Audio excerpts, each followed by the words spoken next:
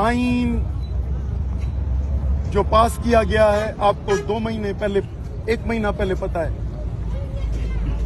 MNAs को रिश्वतें देके और जूते मार के, इसकी अहमियत ही नहीं है। MNA MPs की इस तरह कोर्ट्स, कैंगरू कोर्ट्स बनाई हैं 25वीं और 26वीं जो तरमीम है, इसमें प्रोविंशियल ऑटोनॉमी, इंडिविजुअल फर्द का जो सिक्योरिटी है वो थ्रेट है।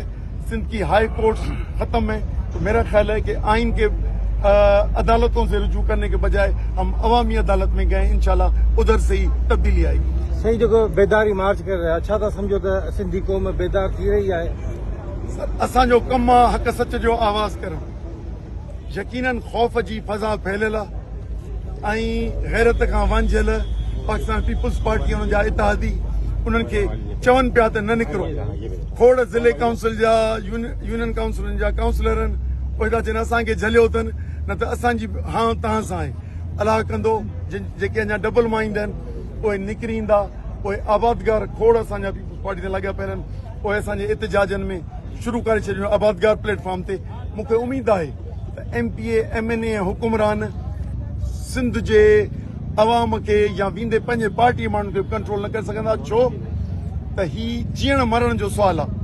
जॾहिं ज़िंदगी मौत जो थींदो आहे त पोइ पार्टी ऐं हुकूमतूं सानवी थी वेंदियूं आहिनि। सही जीअण मरण जो सवाल आहे त पोइ कुझु कॉम्पस दुरू अञा ताईं बि अलॻि अलॻि जेको आहे न एहतिजाज करे रहियूं, छा सबब आहे?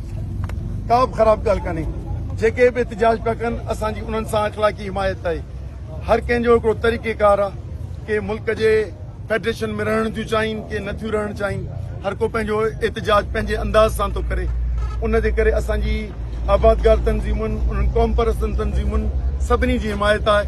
असीं आस्ते आस्ते ही इतिहाद खे सगारो करूं पिया, इंशाल्लाह ही पॉलिटिकल इतिहाद आहे, पर असीं पॉलिटिक्स खां सवाइ बि सिविल सोसाइटी, वकीलनि, आबादगारनि सभिनी ॾे वञूं पिया।